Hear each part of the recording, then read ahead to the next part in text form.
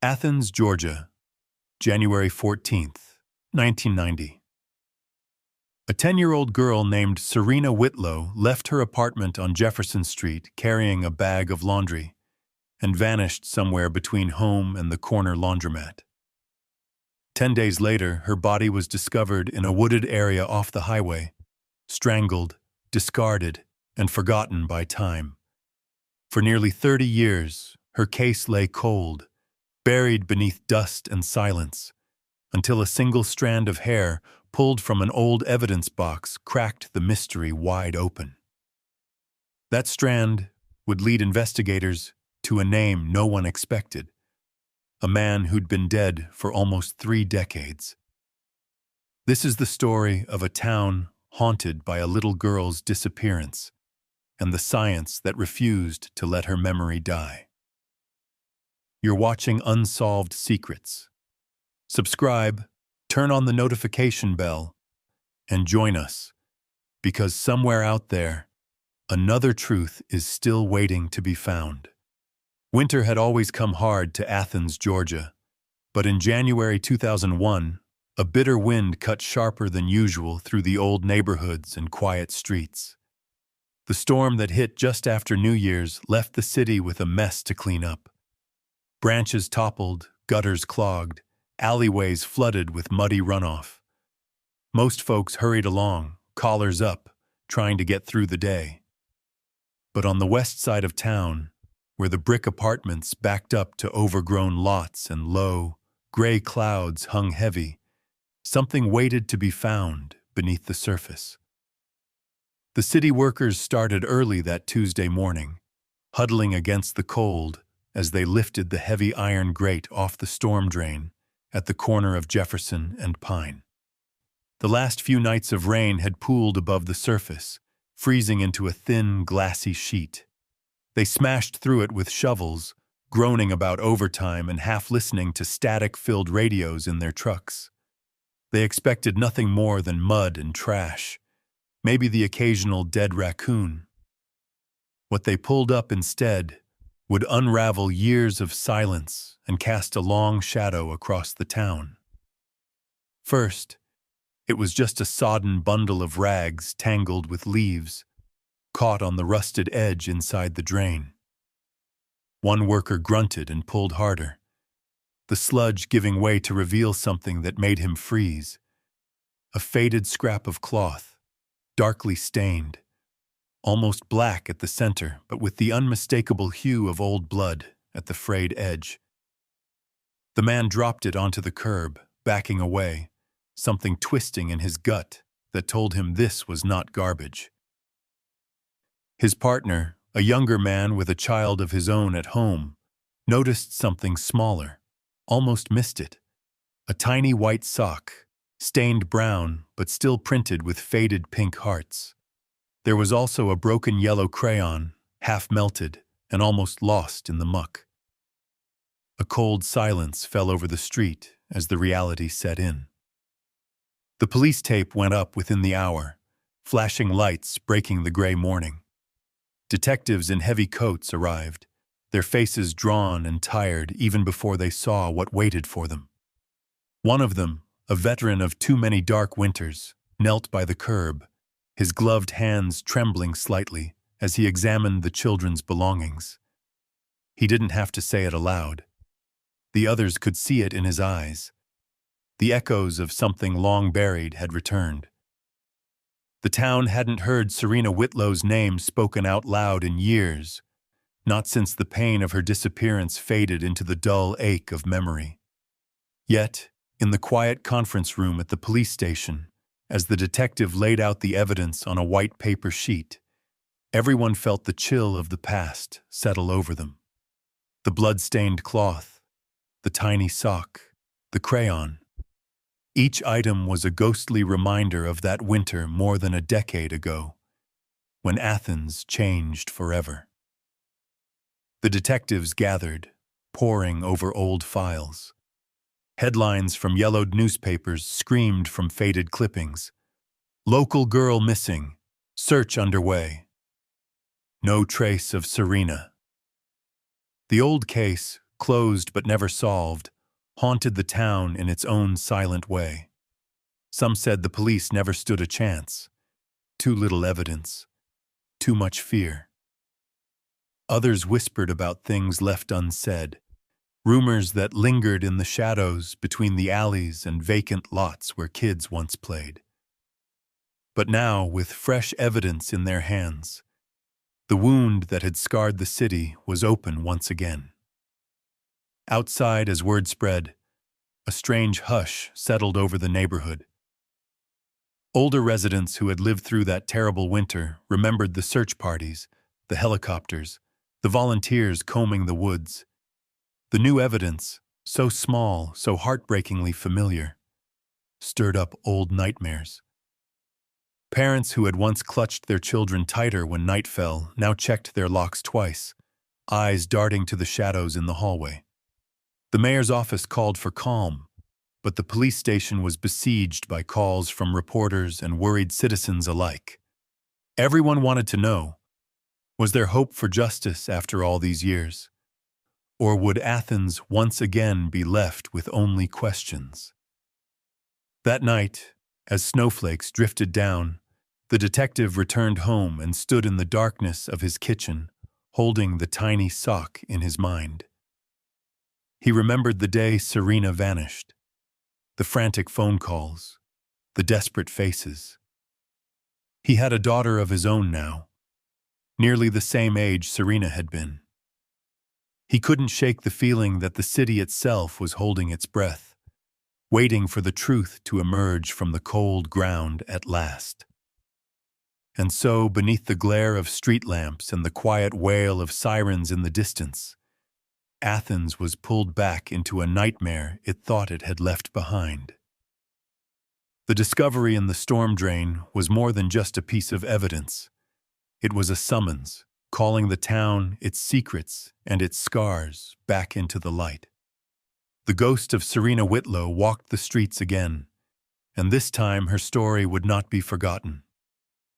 Long before tragedy carved her name into Athens's memory, Serena Whitlow was simply a child full of light in a world too often weighed down by hardship. The apartment complex where she lived with her mother stood just a few blocks from downtown. Red brick buildings lined up along narrow sidewalks, the old paint peeling from stairwell rails, and the parking lot cracked by years of heat and cold. It was the sort of place where you could hear your neighbors' televisions through the walls, and where kids learned quickly which streets to avoid after dark. Still, within those worn walls, Serena's world sparkled with the innocence only a child could bring. Serena's mother, Marjorie, worked double shifts at the nearby hospital, her hands rough from years of scrubbing floors and lifting patients. Despite long hours and perpetual exhaustion, Marjorie did everything she could to shield her daughter from the worries that stalked her own mind. She filled their small home with bits of color and life, potted plants on the windowsill, cheap prints of wild horses on the walls, and Serena's own crayon drawings taped proudly to the refrigerator door. To Marjorie, Serena was not just her only child, but her reason for hope, a bright spirit too big for such a cramped apartment. Athens in the early 1990s carried two faces. The city's heart pulsed with the music and laughter of a vibrant college town. Crowds spilled from coffee shops onto the sidewalks. Bars pulsed with rock bands and football games lit up autumn Saturdays. But just outside those lively streets, the working-class neighborhoods wore the scars of economic struggle. For families like the Whitlows, life was measured out in rent checks and the anxious glances exchanged with neighbors as the sun dipped below the horizon. There was talk of drugs in the alleys, of men who drifted in and out of cheap motels, and of the dangers that waited for anyone who let down their guard. Still, for a child, the city held its own sort of magic. Serena never let the gloom touch her for long. She was a whirlwind of energy and kindness, always ready to help her mother with chores, quick to offer a hand to neighbors struggling with groceries, and unfailingly polite to every adult who crossed her path. She especially loved to draw. Her sketchbook, covered in faded stickers, was a constant companion. At the playground behind the complex, while other children raced across battered monkey bars or kicked dented soccer balls, Serena would sit quietly in the shade and fill page after page with animals of all shapes and sizes: leaping horses, curious cats, long-necked giraffes, and fantastical creatures with wings. It was as if she saw a world beyond the one around her, a place where every creature had a home and every day brought new adventures. Those who lived nearby came to know her as the little girl who never stopped smiling. Even the gruff superintendent, who rarely had a kind word for anyone, would soften when Serena greeted him each morning on her way to school, her backpack nearly as big as she was. She charmed old Mrs. Jenkins, who watched the building from her balcony, and she once helped reunite a neighbor's lost puppy with its family. Determinedly canvassing the block with hand-drawn flyers until the dog was safely home. For Marjorie, every moment with Serena was precious, but it was the quiet routines she cherished most. The way Serena would hum while sorting laundry, her careful care in setting the table for two, or the way she curled up against her mother on the worn couch to watch reruns on the tiny TV. They had little, but Serena never seemed to notice the missing things: the new shoes, the cable subscription, the birthday parties that never came. She found wonder in small things: a ladybug crawling across the windowsill, the warmth of fresh bread from the corner bakery, the riot of colors in her box of crayons. Life wasn't always easy, but within their apartment, Serena created an oasis of laughter and gentle joy. Her drawings covered every surface, her dreams too large to be contained by brick and plaster. To the world outside, she might have been just another kid from the wrong side of town, but for those who truly saw her, Serena was a beacon, a reminder that even in hard places, hope could bloom. As the years passed, the city would change and faces would come and go, but the memory of Serena's smile never faded for those who knew her. Long after the news vans left and the police tape came down, the neighbors would recall the sound of her laughter, echoing through the halls, the bright splash of color her presence left behind. In the story of Athens, Serena Whitlow was always more than a name in a headline. She was the heart of a small community, a light that darkness could never quite extinguish. Sunday, January 14th, 1990, dawned cold and gray, the kind of day where the air bites at exposed skin and snowflakes drift in lazy circles, too wet to stick. The streets of Athens were quieter than usual, muffled by a thin layer of slush and the absence of the weekday rush. In the Whitlow apartment, the morning unfolded with routine simplicity. Marjorie coaxed Serena out of bed with the promise of hot chocolate, the girl's eyes still heavy with sleep as she yawned and shuffled into the tiny kitchen. The weekend meant laundry day, a chore Serena didn't mind. She liked the neatness of folding clothes, the warm scent of fresh fabric, and especially the chance to help her mother, who was always grateful for an extra pair of hands. By noon, Marjorie had sorted the week's clothes into a plastic bag, double-checking that Serena's mittens were tucked in with the quarters for the laundromat machines. The building's washing machines had broken down months before, so residents trekked 3 blocks south to Washorama, a squat brick building with fogged windows and the comforting hum of dryers spinning endlessly. Serena bundled up in her old winter coat, a hand-me-down, a little too large but warm, slipped on her boots, and hefted the bag of laundry over her shoulder. Marjorie, exhausted from a long shift the night before, watched from the doorway as Serena set off, waving cheerfully. It was only a short walk along familiar sidewalks, past the bakery, across the intersection, and into the orbit of neighbors who'd watched her grow up. The city felt small and safe enough, at least during daylight. Inside the laundromat, the radiators clicked and hissed, fogging the glass. Serena greeted Mrs. Jenkins, who was reading the newspaper, and exchanged a nod with the teenage attendant behind the counter. She loaded the washer with practiced care, balancing on tiptoe to reach the slot for detergent, counting out the coins with mittened fingers. She kept her sketchbook in her backpack, just in case she had time to draw while the clothes tumbled. Several people later remembered seeing her that day, her small frame dwarfed by the bulky coat, her bright eyes peeking out from beneath a knit hat.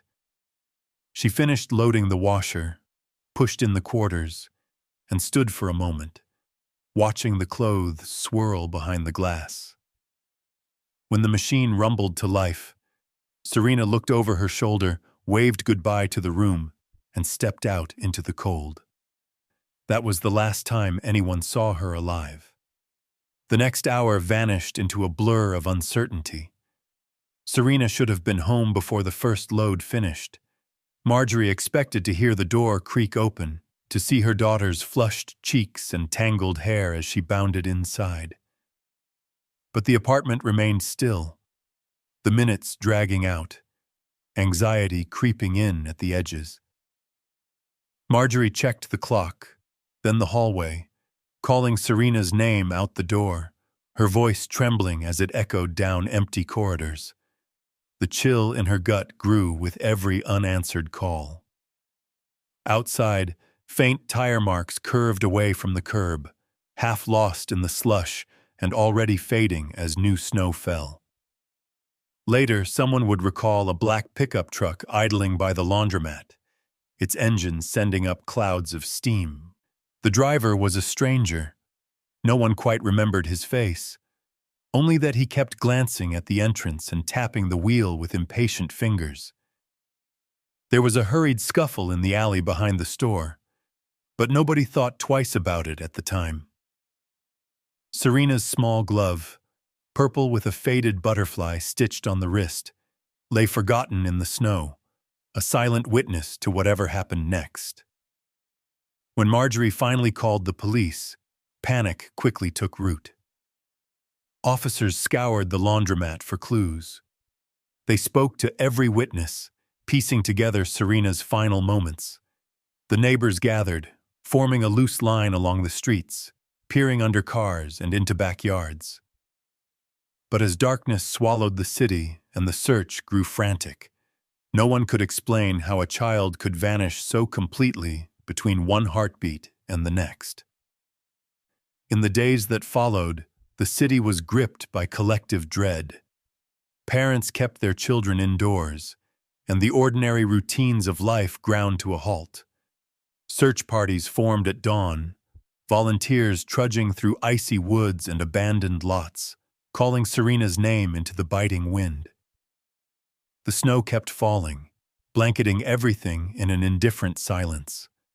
No matter how many times they retraced her steps, past the bakery, across the intersection, into the glowing warmth of the laundromat, the trail always ended in emptiness. What was left behind told its own terrible story.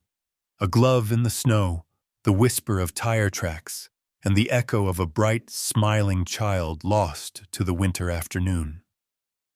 When night fell over Athens, the city became a hive of frantic movement and whispered prayers. The first hours after Serena's disappearance blurred into a feverish, sleepless rush. Marjorie's trembling voice on the phone set off the chain of alarm. Her words, raw with desperation, quickly traveled through the close-knit world of the apartment complex and out into the restless streets. Within minutes, neighbors roused from their routines. Porch lights flicked on, and families spilled outside, flashlights in hand, calling Serena's name into the bitter cold. Police officers arrived, boots crunching on frozen ground, radios crackling with the mounting urgency. They questioned everyone, store clerks, teenagers, parents huddled in doorways, searching for any thread that might lead them to the missing child. The local news vans rolled up before midnight, casting harsh white light over faces pinched by worry. On the city's edge, the woods loomed, tangled and silent under a dusting of snow, a place where shadows swallowed even the bravest hopes. As word spread, the community rallied with a determination that grew by the hour. By dawn, hundreds of volunteers had gathered at the makeshift command post outside the laundromat.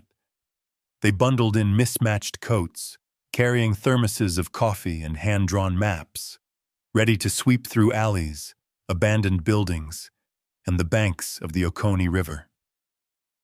Church groups handed out flyers, parents formed search lines, and even high schoolers skipped classes to comb the neighborhoods. The police coordinated a grid search, teams moving methodically through woods and vacant lots, prodding beneath brush piles and inside rusted dumpsters. Dive teams scoured the frigid river, their breath fogging the water's surface. Drones were still the stuff of science fiction, so the work was painstaking, every inch of earth and ice checked by hand. Each day brought a new rumor, a sighting at the bus station, a shadow seen near the park. Each hope flared and died with every fruitless search. The Whitlow apartment became a shrine of hope and heartbreak. Marjorie sat by the phone, clutching Serena's sketchbook to her chest, answering questions from strangers and reporters with wide, shell-shocked eyes. Police officers moved in and out, logging every scrap of evidence: a single mitten, footprints in the melting snow, a torn piece of purple fabric that might have belonged to Serena's winter coat. None of it brought the comfort of answers. Each night the city's tension grew heavier, a weight pressing down on the hearts of everyone who waited for news. 10 long days passed. The snow, once pristine, became stained and crusted, a bleak reminder of time slipping away. Search parties grew smaller as exhaustion and hopelessness set in. The city's rhythm faltered, children kept indoors, and windows covered with missing posters. Still, the hope that Serena would come home flickered on, fragile but alive, until the morning when the horror finally unfolded. It was a volunteer, a retired teacher named Mr. Dupree, who found her. He had wandered farther than most, his flashlight bobbing through the trees along the highway, nearly 4 miles from Serena's home. At first, he thought it was just another discarded bundle, trash dumped in the woods. But the tangled hair, the limp arm jutting from the fabric, told him otherwise. He fell to his knees, a raw sound tearing from his throat, and fumbled for his radio. The news shot through Athens like a lightning strike. Police swarmed the wooded area, setting up a perimeter and working through the day, careful and grim. They shielded Serena's small, broken body from view, protecting what little dignity remained. The medical examiner arrived, his breath white in the cold air, and the process of answers, bitter and incomplete, began. The autopsy confirmed what everyone feared but hadn't dared to say aloud: strangulation, assault, cruelty beyond comprehension. Evidence was heartbreakingly scarce. They found a torn piece of fabric, a few long, unidentified hairs, and a dusting of detergent powder on the ground, as if the last act of innocence had been stripped away alongside Serena's chance at growing up. Each clue was logged, bagged, and analyzed, but in the dim light of that winter, certainty remained out of reach. Athens reeled in shock and grief. The city held vigils, candles flickering in the darkness, people gathering on street corners to comfort one another, and try to make sense of a world turned upside down. Serena's funeral drew the whole community, her drawings placed on the altar, her memory shining brighter than the sunless January sky. For Marjorie, and for all of Athens, life would never be the same. The search had ended, but the questions had only begun. The days after Serena's funeral settled into a grim and sleepless routine for the Athens Police Department.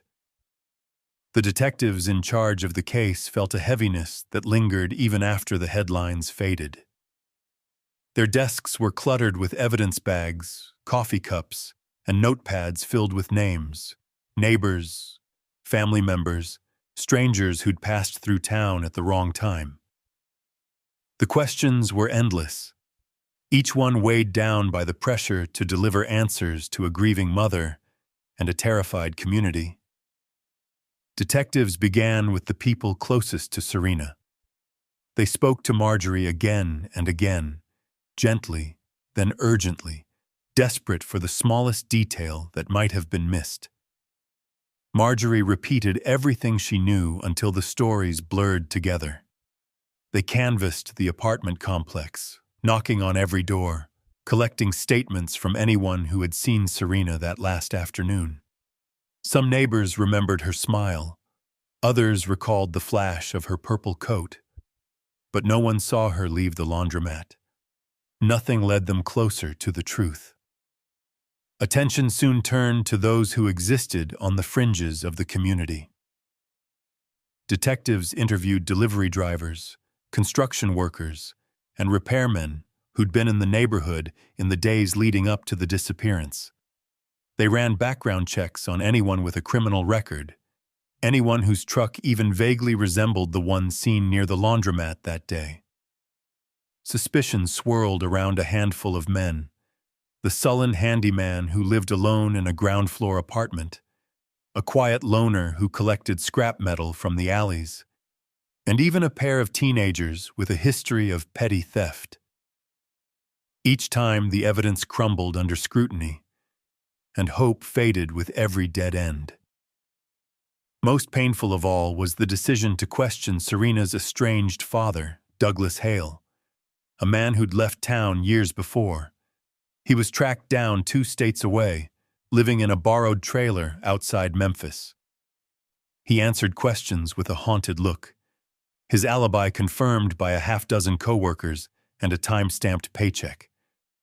The encounter left Marjorie raw and exhausted, forced to relive old wounds for the sake of an aunt's answer that never came. Yet, a sliver of hope flickered when a witness came forward. A woman who'd been sitting in her car near the laundromat recalled seeing a black pickup truck idling nearby around the time Serena disappeared. The truck was unfamiliar, its windows tinted dark, the driver hidden in shadow. Police scoured DMV records, stopping every similar vehicle within city limits, but each investigation led to another dead end. Alibis checked out, plates didn't match, and no one could place the truck at the scene beyond that fleeting memory. Forensic evidence offered little comfort. The torn fabric and hairs collected from the crime scene were sent to the state lab, but DNA technology in 1990 was little more than a promise on the horizon. Blood types could be matched, but not individuals. The hairs might narrow a field, but not deliver a name. The detergent powder, so ordinary, so common, offered no useful clues. The investigation, fueled by desperation and dread, was already running out of time. Months slipped by, and the pressure on the police grew unbearable. News crews camped outside the station, reporters pressing for updates that never materialized. Community meetings, once hopeful, turned angry and resentful. Rumors swept through the town. Someone claimed the killer was a drifter. Another whispered it was a local boy with a troubled past, and still others suspected that the truth would never come to light. The detectives chased each rumor, each lead, growing more exhausted with every false turn. Eventually, the case was quietly transferred from the main office to a narrow file cabinet marked cold cases. The photo of Serena on the bulletin board yellowed at the edges, surrounded by a circle of dried flowers and faded notes. Her mother's phone stopped ringing. The world moved on, as it always does, but for the Whitlow family, time stood still. Serena's memory lingered in small ways. A chalk drawing on the playground, her name whispered in prayer at Sunday service, a battered sketchbook left untouched in her mother's kitchen drawer. For the detectives, there remained the quiet ache of unfinished work, the knowledge that someone out there still carried the darkness that had stolen Serena's future. The town, desperate for closure, received only silence. With the case shelved, Athens learned to live with unanswered questions, a wound left open, slowly fading into the background, never fully healed.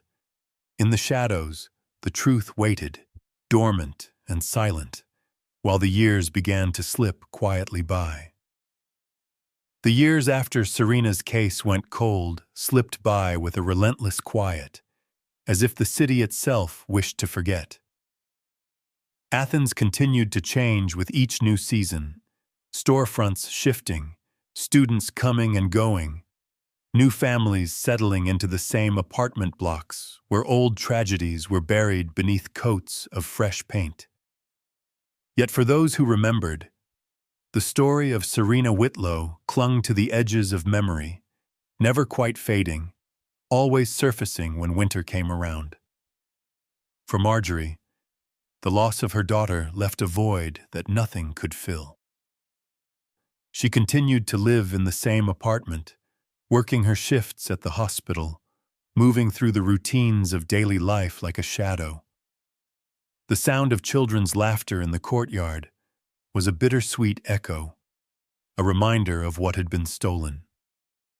Each January, as the air turned sharp and the anniversary drew close, she found herself pausing at Serena's bedroom door, brushing her fingers across faded sketches taped to the wall, the colors slowly washed away by time.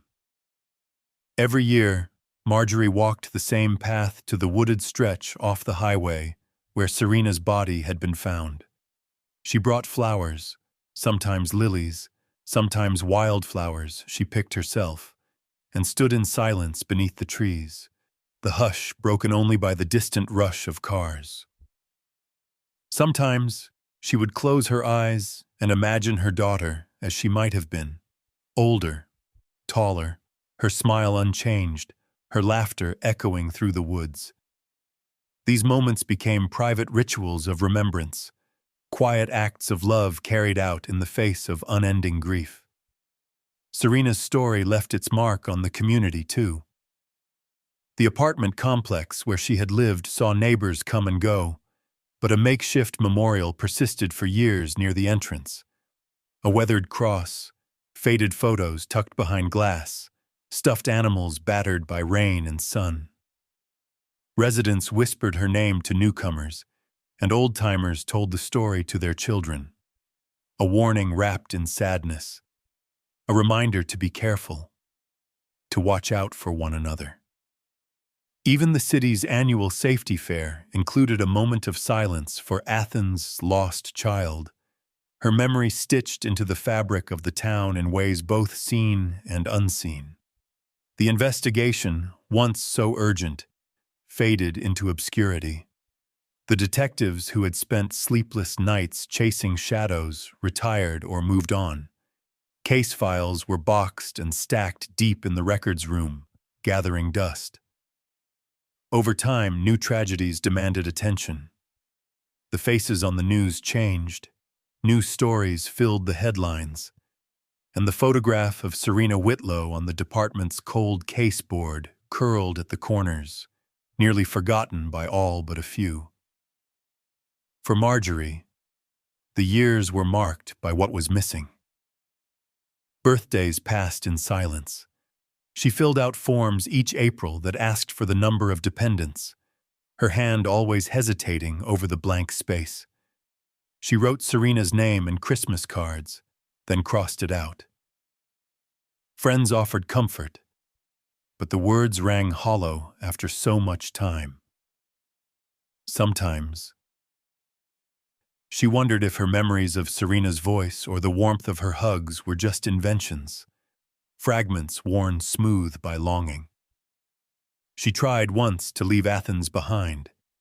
She packed her belongings and moved in with a cousin 2 towns over, but the ache in her chest only grew sharper.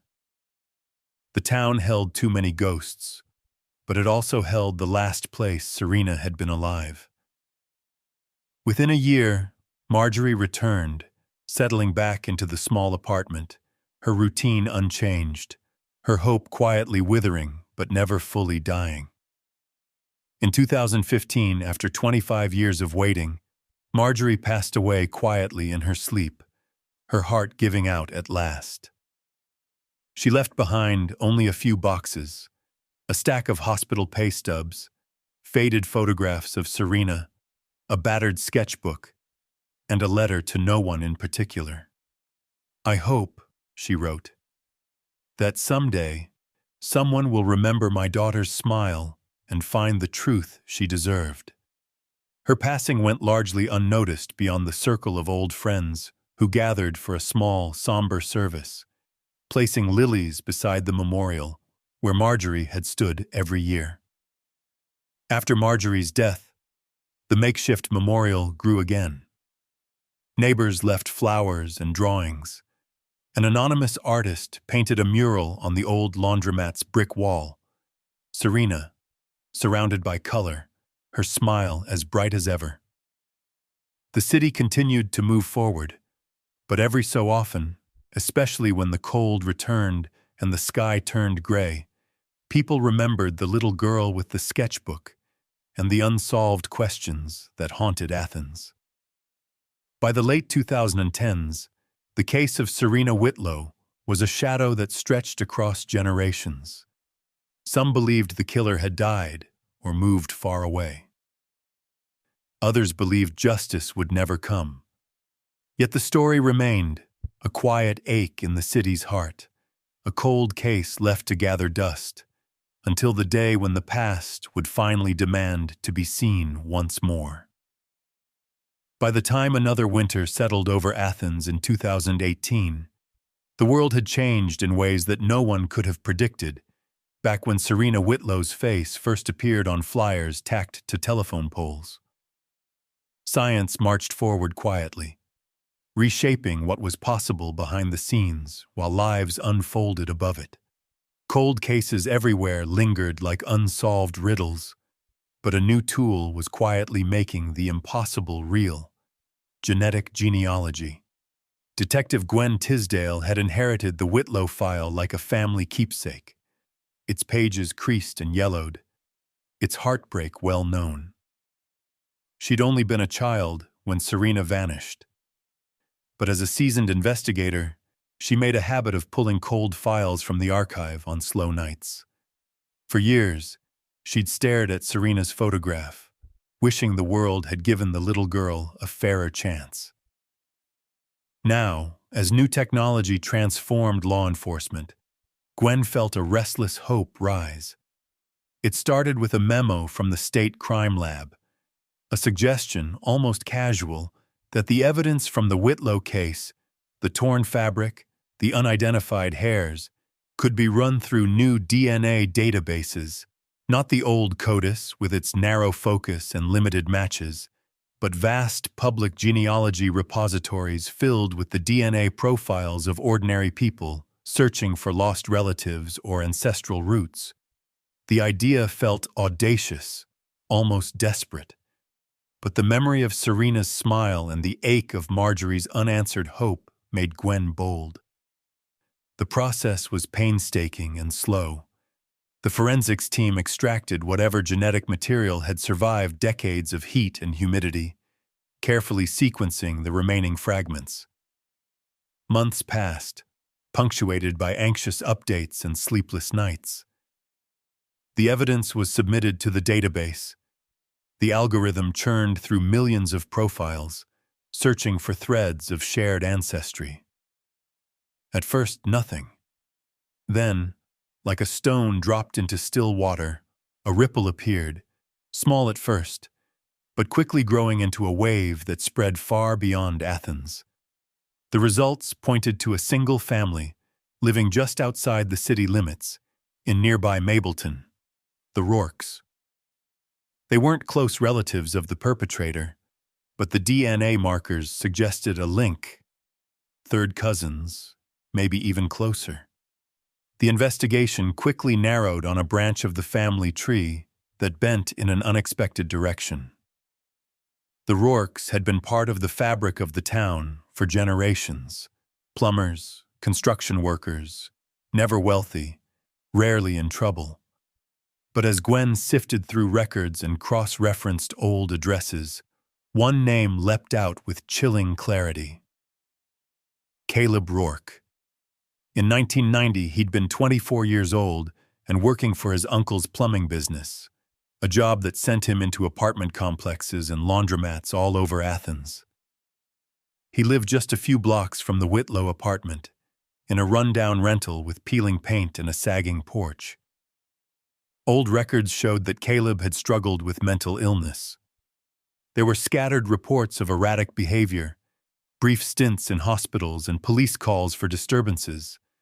Most notably, neighbors recalled that he'd been seen near the laundromat on cold winter days, staring through fogged glass at nothing at all. As Gwen pieced together his story, another cold fact emerged. Caleb Rourke had died by suicide in 1992, just 2 years after Serena's murder. His death, marked by a quiet funeral and a brief obituary, seemed like a sad footnote in the city's endless shuffle of heartbreaks. But as Gwen studied the evidence, the coincidences began to pile up. His proximity to the crime scene, his erratic behavior, and now the undeniable tug of genetic connection. Pursuing the case felt surreal. Gwen tracked down distant relatives, requested court orders, and spent long hours reviewing interviews from decades past. She spoke to a surviving cousin who remembered Caleb as a boy with a sad smile and a quick temper, a young man who never seemed comfortable in his own skin. When the detectives questioned his old employer, they discovered a ledger noting Caleb's plumbing job at the Whitlow's building the very week Serena disappeared. Every line in the file grew heavier, more significant, as if the past itself was pushing forward, refusing to be silenced. With mounting evidence and approval from the courts, Gwen coordinated with forensic experts to exhume Caleb Rourke's remains from the small, neglected cemetery outside Mableton. The process was solemn and tense, an act of hope against the weight of years. When the remains were finally retrieved and sent for analysis, the whole team held their breath, waiting for science to confirm what the old wounds and paper trails suggested. Athens, meanwhile, stirred with rumor. The news of the investigation's renewal, after so many years of silence, spread quietly, carried in whispers and cautious hope. Parents who'd once been children themselves watched the story unfold with a familiar ache, and the little memorial at the apartment complex grew again with fresh flowers and trembling notes.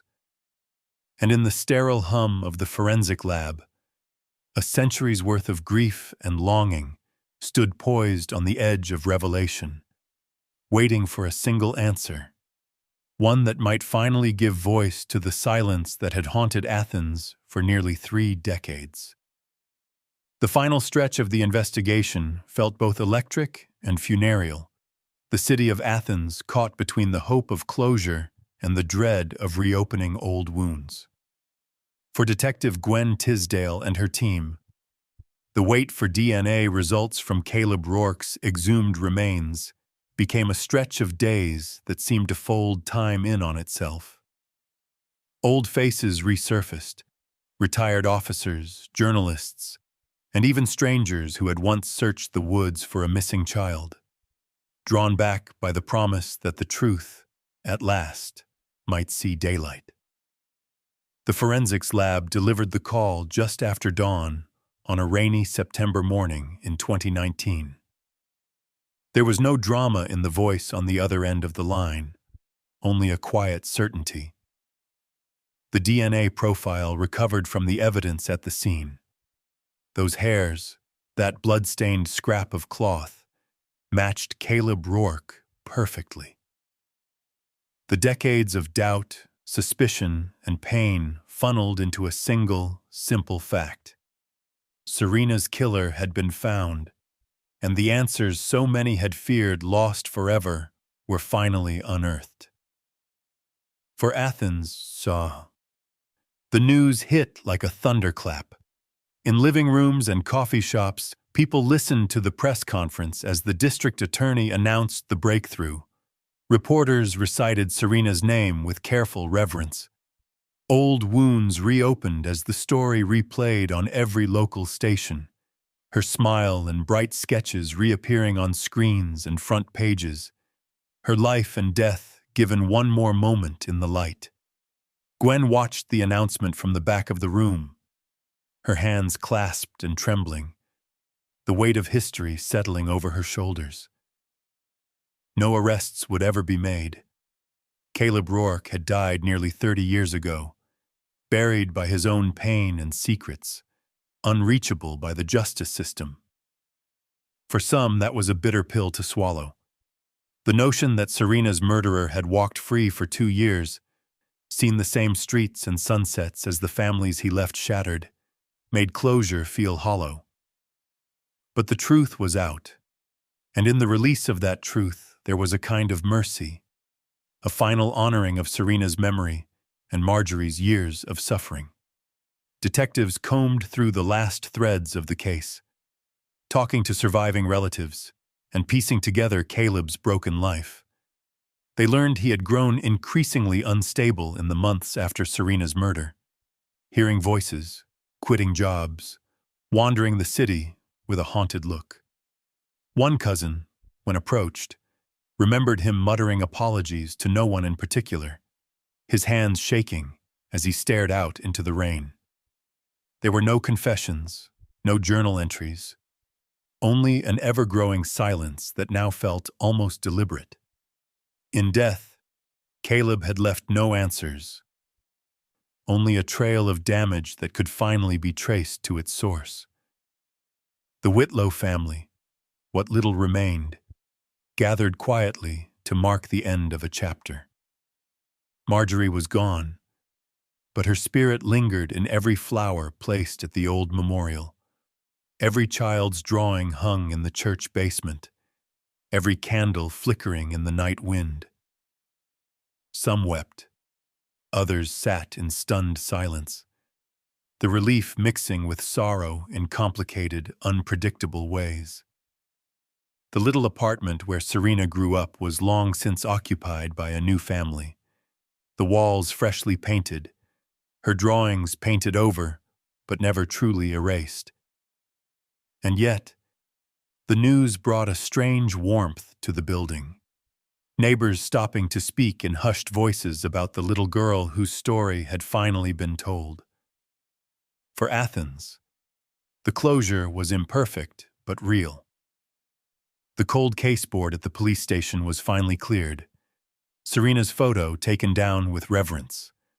Reporters visited old sites, walking through the laundromat, the riverbank, the wooded stretch by the highway, their footsteps echoing the desperate searchers from years before.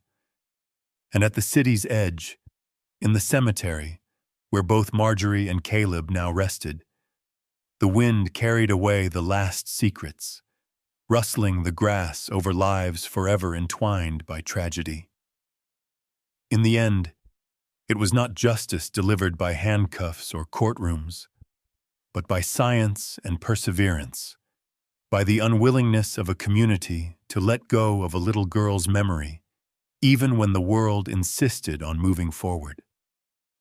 The truth, so long hidden by fear and time, had been drawn into the open at last. And though it could never restore what was lost, it offered a kind of peace, a closing of the circle for Serena, for her mother, and for the city that had loved them both.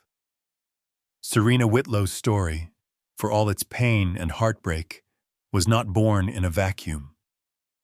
As the news of her case's resolution spread through Athens, a deeper truth began to settle over the city, a truth that echoed beyond Georgia's borders, stretching back through the decades and into the heart of a different but hauntingly similar tragedy. For the families of missing children, the years never offered enough distance. The memory of Serena's life and loss reminded everyone of another small girl whose absence once cast a shadow just as long. It was in Marietta, Georgia, nearly 2 decades before Serena vanished, that 9-year-old Debbie Lynn Randall disappeared on her way home from the laundromat. The news, at the time, had followed the same cruel pattern. A child lost on an ordinary evening, the community swept into frantic searches, the fear blossoming overnight into collective mourning.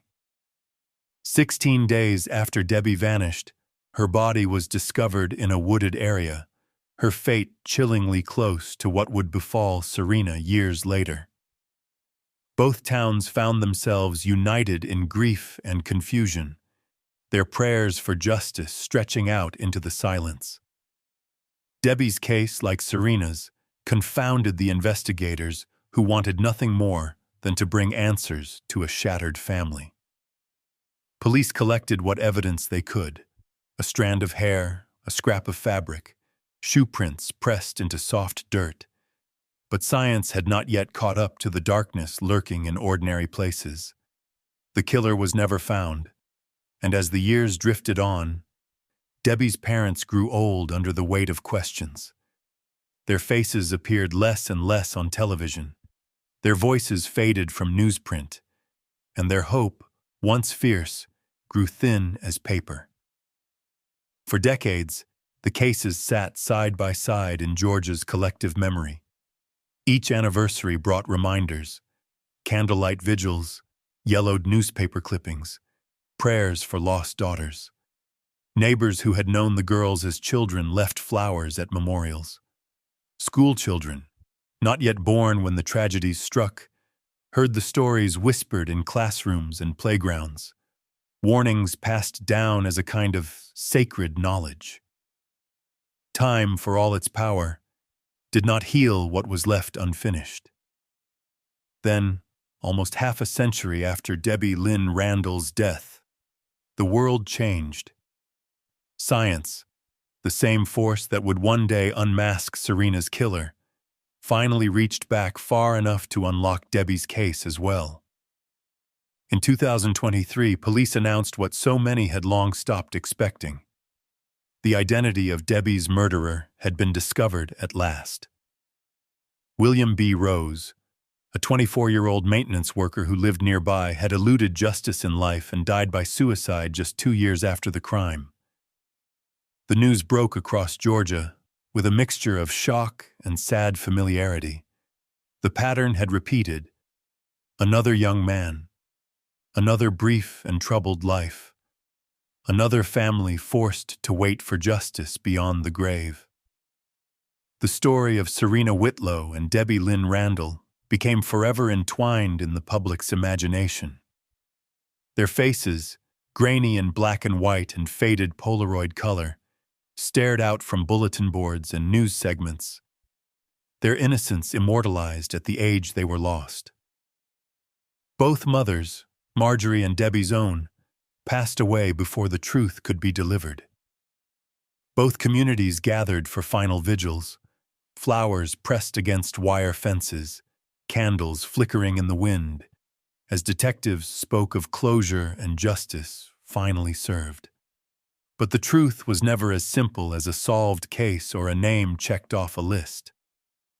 For the families, the answers came too late, closing the door on hope but never erasing the pain.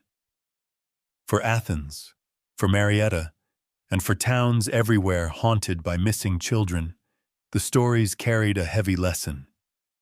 Evil could hide anywhere, even in the routines of everyday life.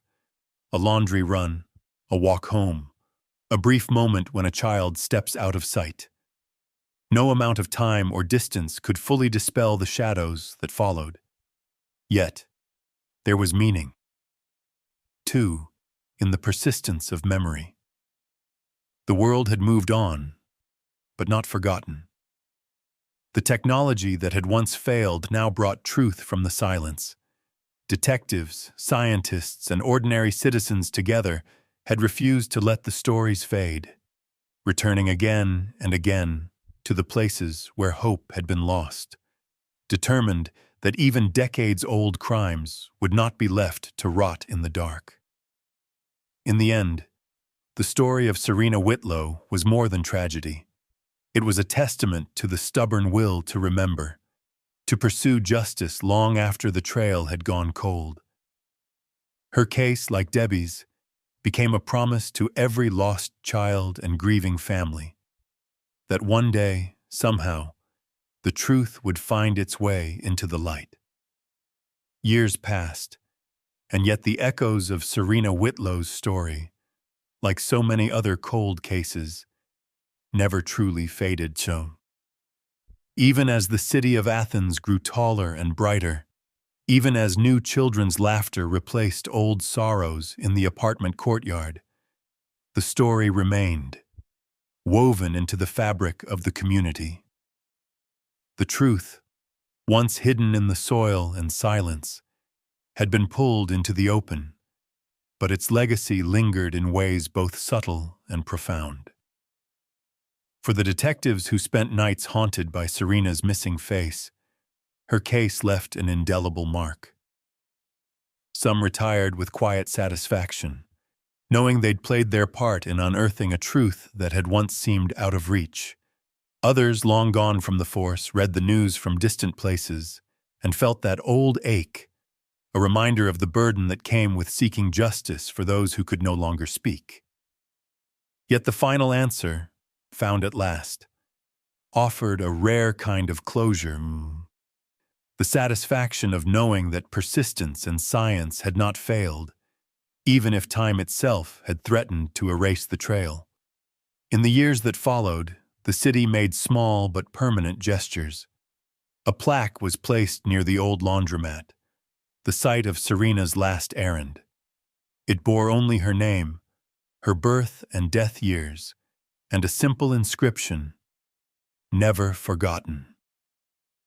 In the spring, the city planted wildflowers along the wooded highway where her body had been found, letting the earth reclaim the pain with color and life. School children, now decades removed from the tragedy, learned about Serena's story in classrooms, not as a cautionary tale alone, but as a lesson in resilience and the enduring need for compassion. For families touched by unsolved crimes, whether in Athens, Marietta, or countless towns across the country, Serena's case became a symbol of hope against all odds. Memorials appeared quietly, a sketch of a smiling girl left on a church bulletin board, a bouquet of wild daisies tied to a playground fence, anonymous candles flickering beneath the stars on the anniversary of her disappearance.